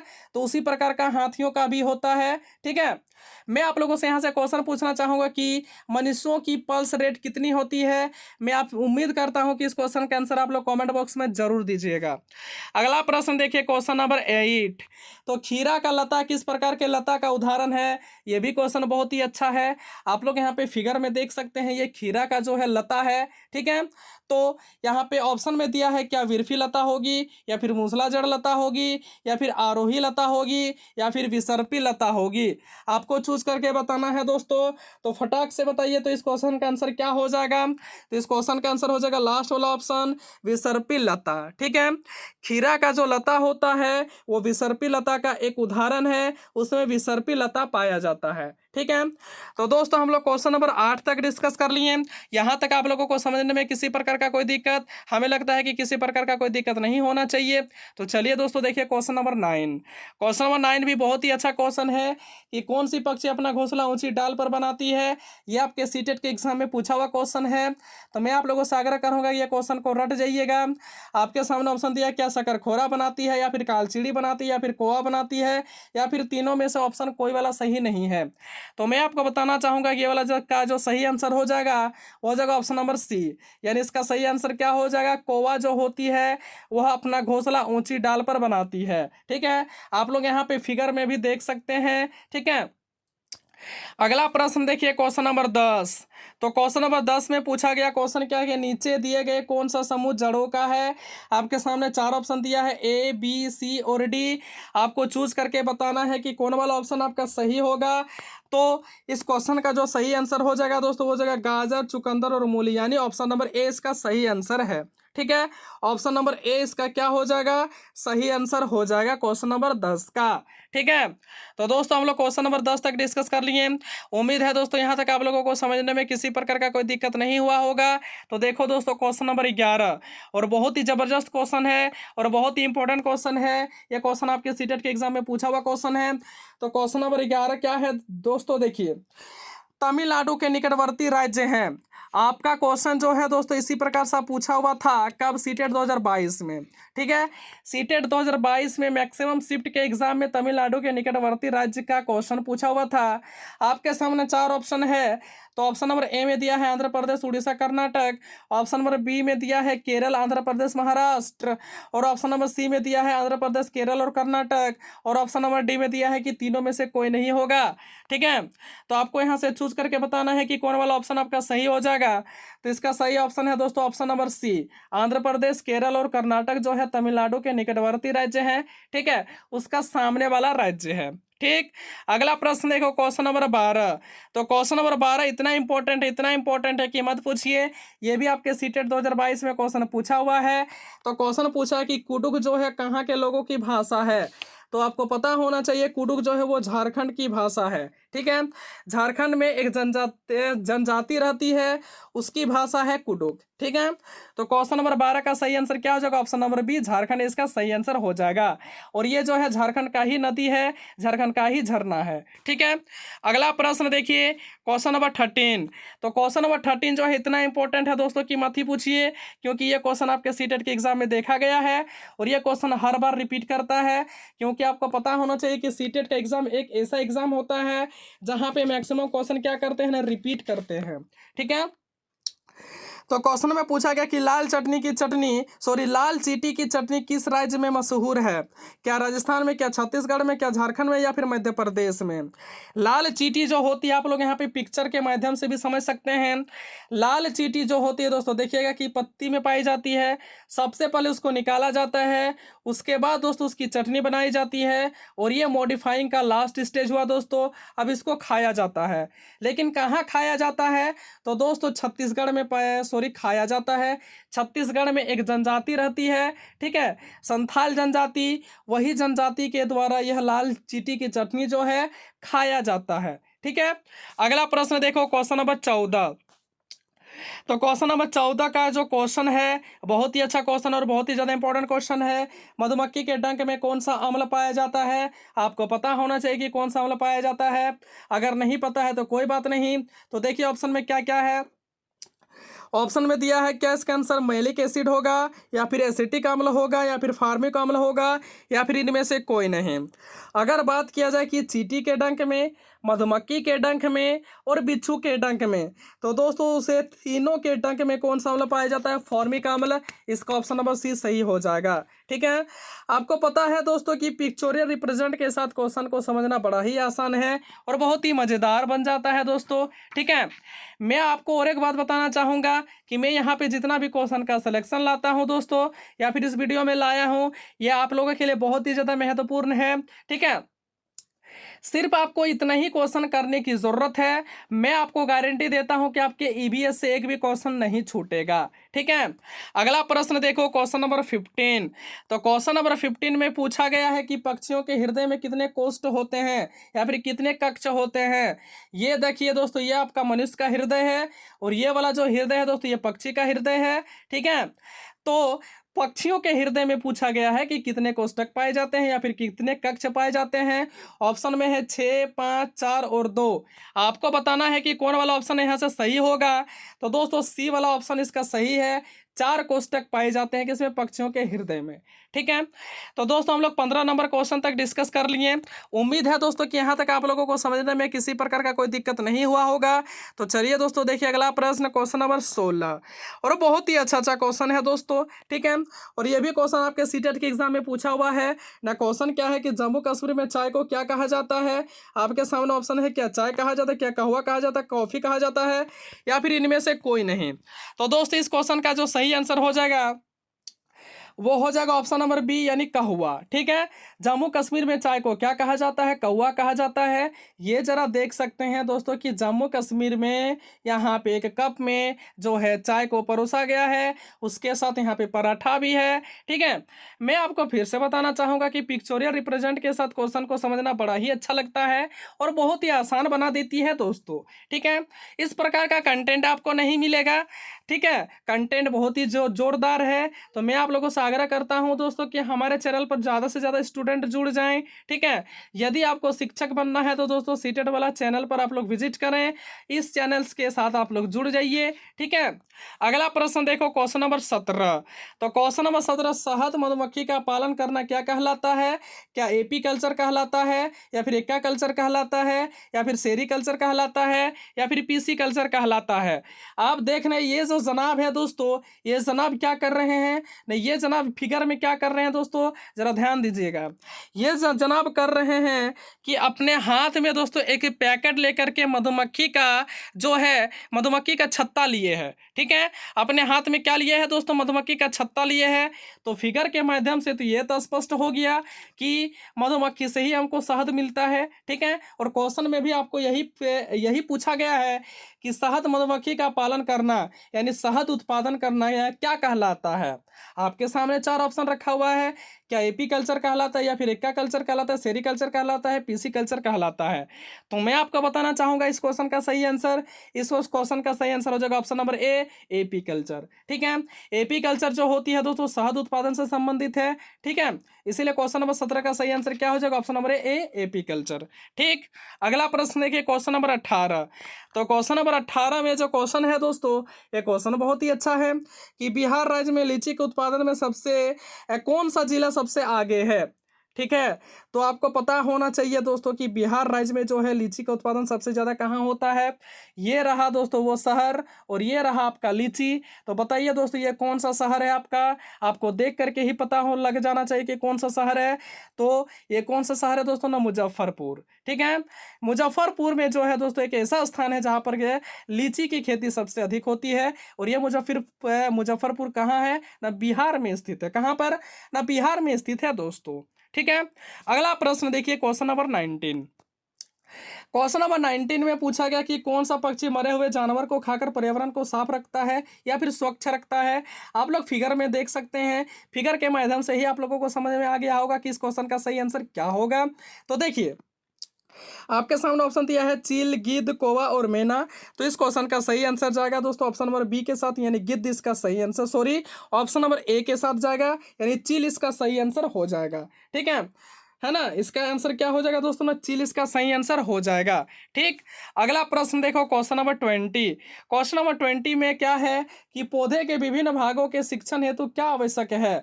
आपके सामने ऑप्शन में दिया है, ऑप्शन नंबर ए पौधों का अवलोकन, ऑप्शन नंबर बी पाठ्य पुस्तक, या फिर श्यामपट्ट, या फिर पौधे का चित्र।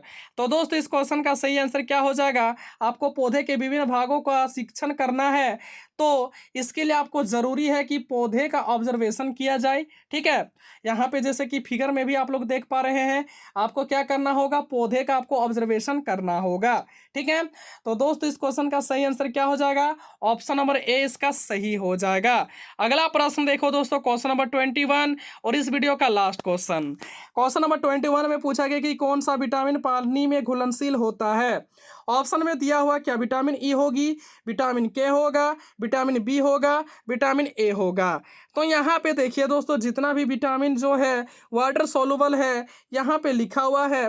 तो फिगर के माध्यम से तो आप लोगों को समझ में आ गया होगा कि इस क्वेश्चन का सही आंसर क्या होगा। तो इस क्वेश्चन का सही आंसर हो जाएगा option number C, vitamin B. ठीक है, विटामिन बी जो है दोस्तों वो पानी में सोलुबल होता है, अर्थात घुलनशील होता है। ठीक है, क्वेश्चन नंबर 1 बहुत ही अच्छा क्वेश्चन है, बहुत ही ज़्यादा इंपॉर्टेंट क्वेश्चन है, और ये सीटेट 2021 में पूछा हुआ है, सीटेट 2022 में पूछा हुआ है।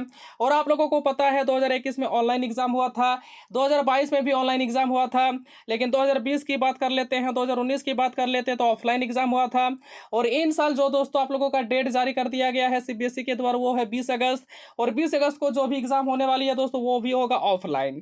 ठीक है, तो ऑफलाइन पेपर में जो दोस्तों क्वेश्चन आएंगे, यह वीडियो उस विद्यार्थियों के लिए बहुत ही ज़्यादा इंपॉर्टेंट है जो कि सीटेट अगस्त 2023 जो है देने वाला है। ठीक है, तो देखिए दोस्तों क्वेश्चन नंबर 1। तो क्वेश्चन नंबर 1 में पूछा हुआ है कि मधुबनी चित्रकला कहाँ से संबंधित है। 4 ऑप्शन आपके सामने दिया हुआ है। क्या मधुबनी चित्रकला बिहार से संबंधित है, या फिर उड़ीसा से संबंधित है, या फिर असम से है, या फिर आंध्र प्रदेश से है। बहुत सारे स्टूडेंटों के मन में क्वेश्चन उठ रहा होगा कि मधुबनी चित्रकला क्या होती है। तो देखिए दोस्तों यहाँ पे साइड में पिक्चोरियल रिप्रेजेंट आप लोग देख सकते हैं, और ये पिक्चोरियल रिप्रेजेंट से आप लोगों को स्पष्ट हो गया है, क्लियर हो गया है कि यही क्या है ना, मधुबनी चित्रकला है। ठीक है, तो मैं आपको बताना चाहूंगा दोस्तों, मेरे भाई, मेरे बंधु, मेरे, जो क्वेश्चन नंबर 1 का सही आंसर हो जाएगा वो हो जाएगा ऑप्शन नंबर ए, यानी बिहार से संबंधित है मधुबनी चित्रकला। ठीक है, तो क्वेश्चन नंबर 1 का सही आंसर क्या हो जाएगा, ऑप्शन नंबर ए इसका सही आंसर हो जाएगा। आगे बढ़े दोस्तों, देखिए अगला प्रश्न क्वेश्चन नंबर 2, ये भी आपके सीटेट के एग्जाम में पूछा हुआ है।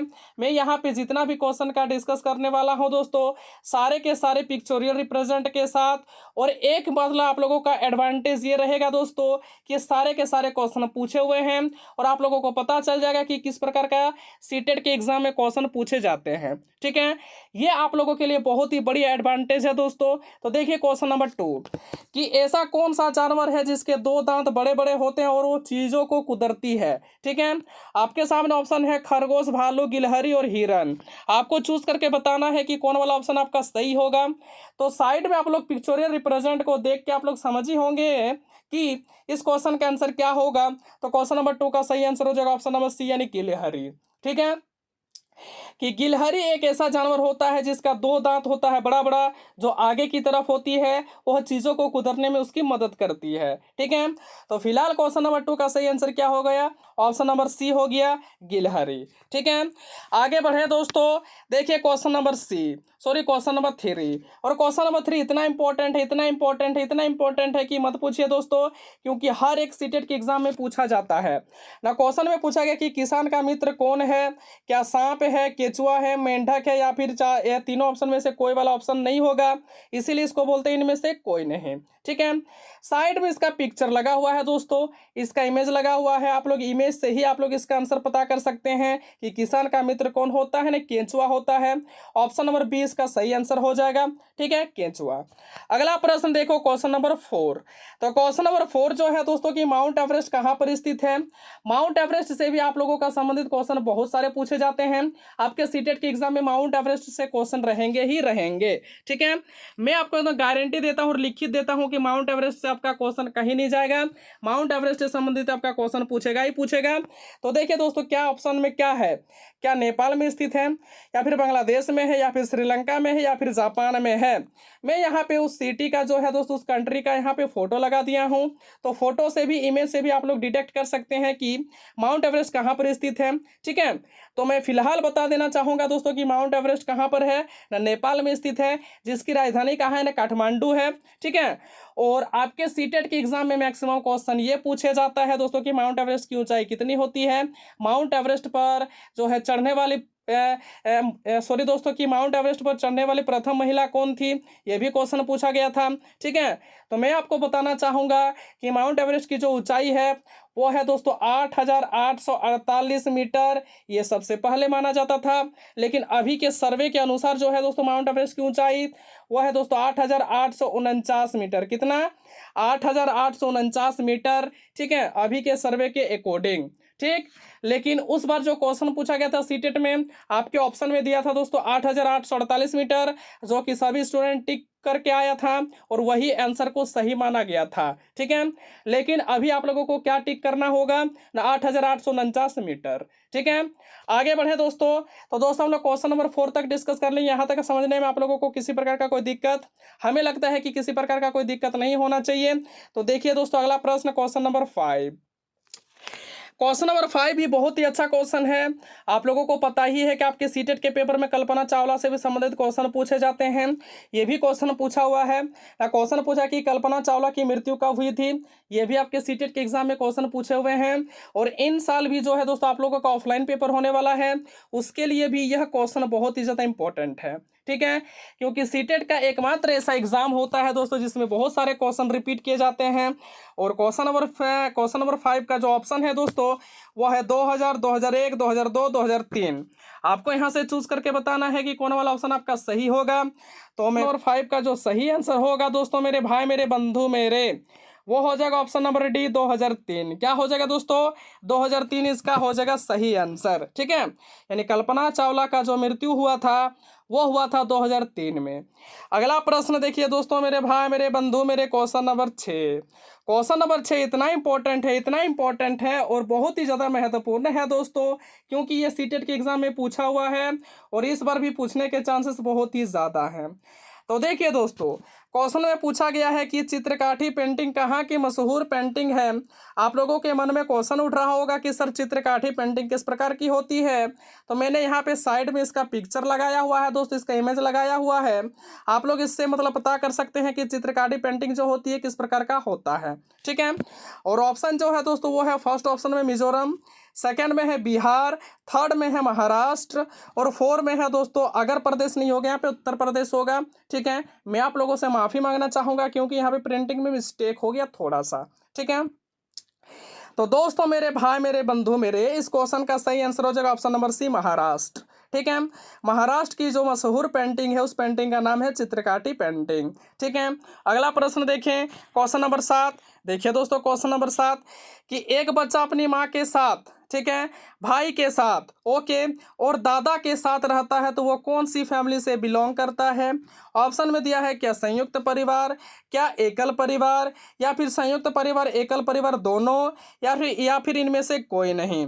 आप लोग यहाँ पे पिक्चर के माध्यम से देख सकते हैं कि इसको हम लोग बोलते हैं कि कौन सा परिवार बोलते हैं। एक बच्चा है, एक बच्चा जो है अपने दादा दादी के साथ रहता है, अपने भाई बहन के साथ रहता है, अपने मम्मी पापा के साथ रहता है। ठीक है, तो इस प्रकार के फैमिली को, इस प्रकार के परिवार को हम लोग संयुक्त परिवार बोलते हैं, जॉइंट फैमिली बोलते हैं। ठीक है, तो क्वेश्चन नंबर 7 का जो सही आंसर हो जाएगा वो हो जाएगा जॉइंट फैमिली, अर्थात ऑप्शन नंबर ए इसका सही है। ठीक है, तो दोस्तों हम लोग क्वेश्चन नंबर 7 तक डिस्कस कर लिए। उम्मीद है दोस्तों यहाँ तक आप लोगों को किसी प्रकार का कोई दिक्कत का सामना नहीं करना पड़ा होगा। तो देखिए दोस्तों अगला प्रश्न क्वेश्चन नंबर 8। तो क्वेश्चन नंबर 8 का जो क्वेश्चन है बहुत ही इंपॉर्टेंट है ना। कोझिकोड किस राज्य में स्थित है? क्या झारखंड में है, केरल में है, तमिलनाडु में है, आंध्र प्रदेश में है? और ये जो स्थान है दोस्तों, यही स्थान क्या है ना, कोझिकोड है। ठीक है, तो फिलहाल हम लोग क्वेश्चन नंबर 8 डिस्कस कर रहे हैं और क्वेश्चन नंबर 8 का जो सही आंसर हो जाएगा ऑप्शन नंबर बी यानी केरल। ठीक है, मैं आप लोगों से पूछना चाहूंगा कि केरल की राजधानी कहाँ है ना। केरल की राजधानी दोस्तों तिरुवनंतपुरम। ठीक है, ये स्थान कौन सा है? ये स्थान आपका कोझिकोड है और कोझिकोड जो है वर्तमान समय में कहाँ पर है? भारत में, भारत के केरल राज्य में स्थित है। ठीक है, तो क्वेश्चन नंबर 8 का सही आंसर क्या हो गया? ऑप्शन नंबर बी इसका सही आंसर हो गया। ठीक है, समझने में किसी प्रकार का कोई दिक्कत दोस्तों? हमें लगता है कि किसी प्रकार का कोई दिक्कत नहीं होना चाहिए।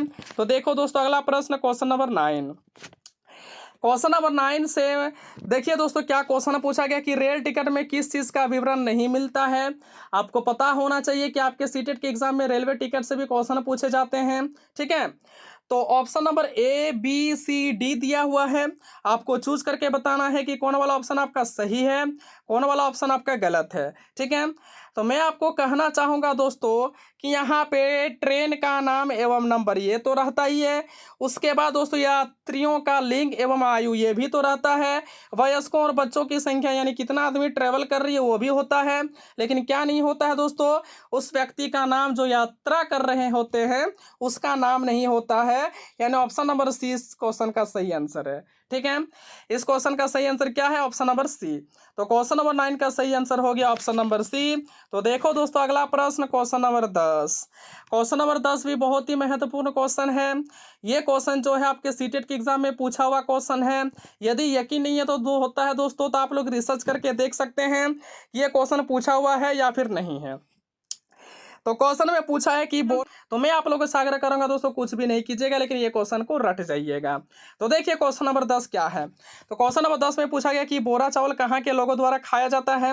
ऑप्शन में है आंध्र प्रदेश, तेलंगाना, तमिलनाडु, असम। ठीक है, तो आपको यहाँ से चूज करना है कि कौन वाला ऑप्शन आपका सही हो जाएगा दोस्तों। तो मैं आपको बताना चाहूंगा कि सबसे पहले कि बोरा चावल होता क्या है। ठीक है, हम लोग ठेठ भाषा में इसको बोलते हैं दोस्तों अरवा चावल, है ना। यानी अरवा चावल इसका जो होता है ठेठ भाषा होता है। जो बच्चे देहात से है उसको समझ में आ जाएगा।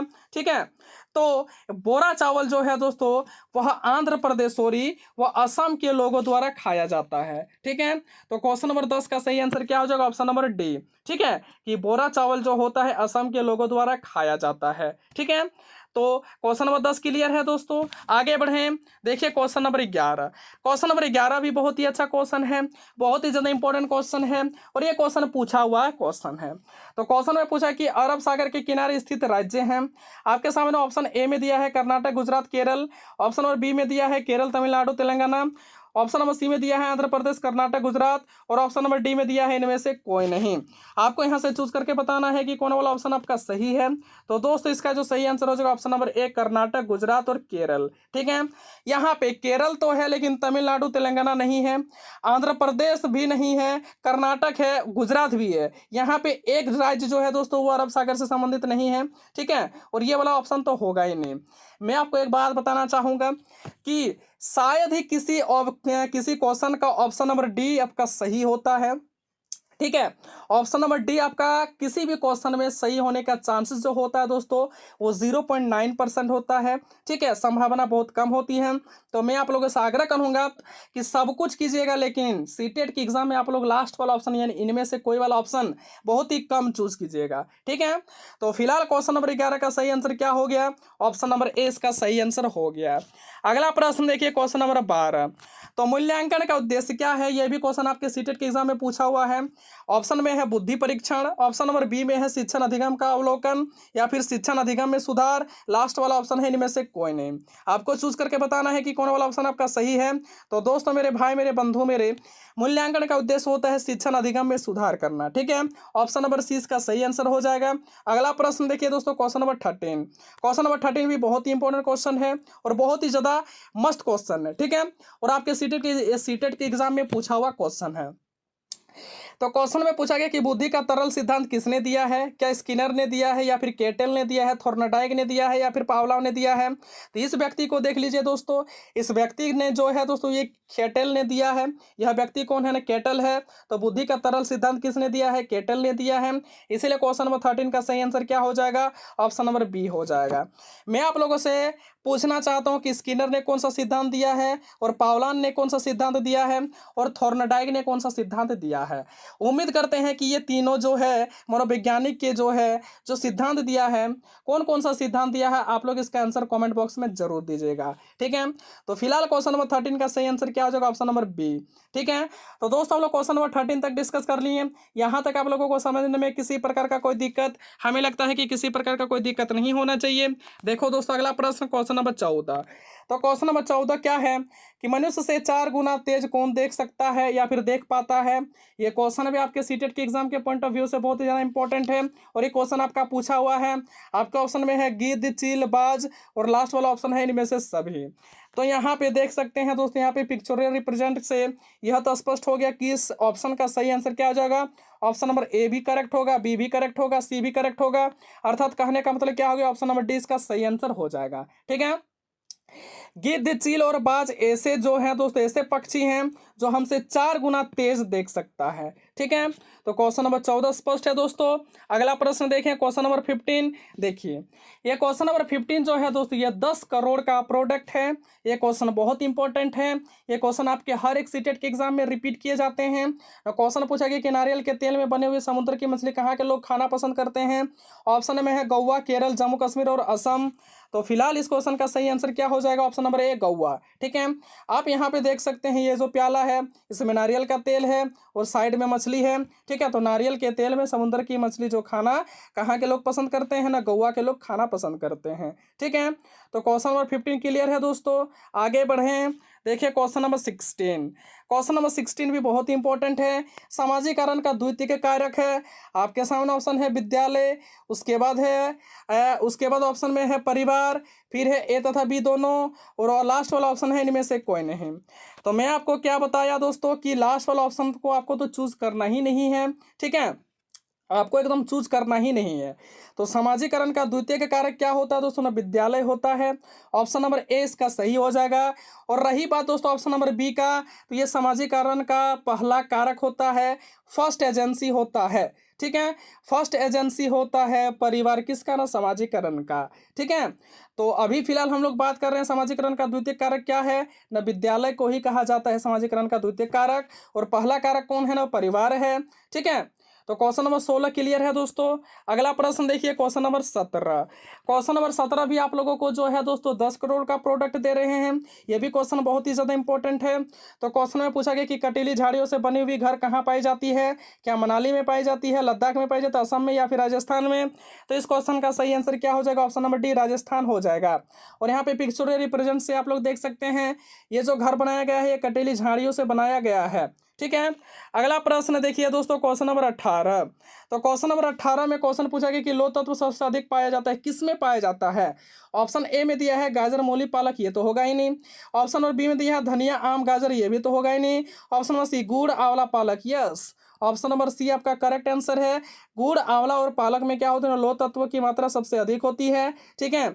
इसीलिए जो होता है दोस्तों गुड़ हो गया, आंवला हो गया, पालक हो गया, ये सबसे ज़्यादा खाने को डॉक्टर सजेस्ट करते हैं किसको, लड़कियों को, ठीक है। क्योंकि लड़कियां जो होती है अक्सर निमोनिया का शिकार हुआ करती है, इसीलिए डॉक्टर जो है उसमें लौह तत्व की कमी होती है, इसीलिए डॉक्टर लड़कियों को ज़्यादा गुड़ आंवला और पालक खाने के लिए सजेशन देते हैं, ठीक है। तो क्वेश्चन नंबर 18 क्लियर है दोस्तों।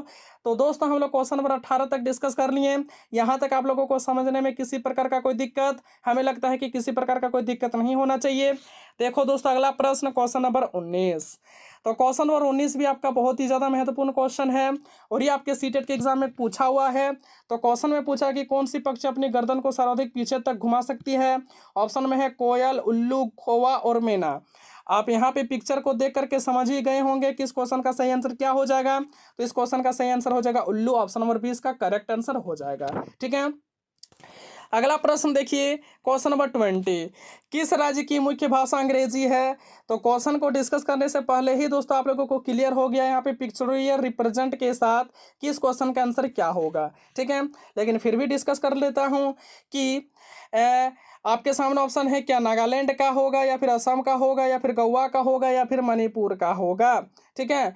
तो एक ऐसा राज्य जिसका मुख्य भाषा अंग्रेजी है दोस्तों उसका नाम है नागालैंड, जिसकी राजधानी कोहिमा है। तो मैं आप लोगों से क्वेश्चन पूछूंगा कि असम का मुख्य भाषा क्या है, उसके गोवा का मुख्य भाषा क्या है, फिर मणिपुर का मुख्य भाषा क्या है। उम्मीद करते हैं कि ये तीनों क्वेश्चन का आंसर आप लोग कमेंट बॉक्स में जरूर दीजिएगा। तो देखिए दोस्तों नेक्स्ट क्वेश्चन, क्वेश्चन नंबर 21 और इस वीडियो का लास्ट क्वेश्चन। ये क्वेश्चन भी बहुत इंपॉर्टेंट है। निपेंथिस पौधा एक ऐसा पौधा है दोस्तों आपके सीटेट के एग्जाम में इस पौधे से संबंधित हर बार क्वेश्चन पूछे जाते हैं। तो क्वेश्चन में पूछा गया कि कौन सा पौधा कीड़े मकोड़े को अपने जाल में फंसाता है और फिर खा जाता है। अभी हम बताएं दोस्तों निपेंथिस पौधा। तो इस क्वेश्चन का सही आंसर क्या आ जाएगा, ऑप्शन नंबर बी नेपेंथिस, ठीक है। आप लोग देख पा रहे हैं दोस्तों ये पिक्चर में निपेंथिस पौधा है, इसके ऊपर एक ढक्कन है दोस्तों और यहाँ पे खुला हुआ है इसका मुंह। जैसे ही यहाँ पे कीड़ा मकोड़ा यहाँ पे आएगा इसके अंदर गिर जाएगा तो ये क्या क्या करेगी ना, ये अपने ढक्कन को बंद कर देगी। उससे क्या होगा दोस्तों ना, कीड़ा मकोड़ा मर जाएगी और उसका भक्षण कर लेगा यह पौधा, ठीक है। और यह पौधा का क्या नाम है, निपेंथिस पौधा इसका नाम है। अगर बात किया जाए दोस्तों कि निपेंथिस पौधा कहाँ पाया जाता है, तो दोस्तों ये भी सीटेट के एग्जाम में पूछा हुआ है कि निपेंथिस पौधा कहाँ पाया जाता है। तो मैं आपको बताना चाहूँगा कि ये पाया जाता है ऑस्ट्रेलिया में और इंडोनेशिया में। लेकिन आपके सीटेट के एग्जाम में ये क्वेश्चन पूछता है दोस्तों कि निपेंथिस नामक पौधा भारत में कहाँ पाए जाते हैं। तो मैं आपको बताना चाहूँगा दोस्तों यह पाया जाता है मेघालय में। कहाँ पर, मेघालय में पाया जाता है। निपेंथिस पौधा से हम लोग इतना सारे पॉइंट्स को जान गए और ये सारे पॉइंट जो है दोस्तों आपके सीटेट के एग्जाम के पॉइंट ऑफ व्यू से बहुत ही ज़्यादा महत्वपूर्ण है, ठीक है। तो दोस्तों हम लोग इस वीडियो में क्वेश्चन नंबर 21 तक डिस्कस कर लिए और उम्मीद करते हैं कि यहाँ तक आप लोगों को किसी प्रकार का कोई दिक्कत नहीं हुआ होगा दोस्तों, आप लोगों को अच्छा ही लगा होगा। और दोस्तों यह वीडियो आप लोगों को कैसी लगी, अगर अच्छा लगा है तो दोस्तों वीडियो के अंत में एक प्यारा सा लाइक जरूर कीजिएगा, क्योंकि आपका एक प्यारा सा लाइक करना ही हमारा मेहनत का फल होता है। तो चलिए दोस्तों इस वीडियो में इतना ही डिस्कस करते हैं, मिलते हैं नेक्स्ट वीडियो पर। तब तक के लिए आप लोगों का बहुत बहुत धन्यवाद वीडियो को अंत तक देखने के लिए। और वीडियो के अंत में दोस्तों जय हिंद, जय भारत।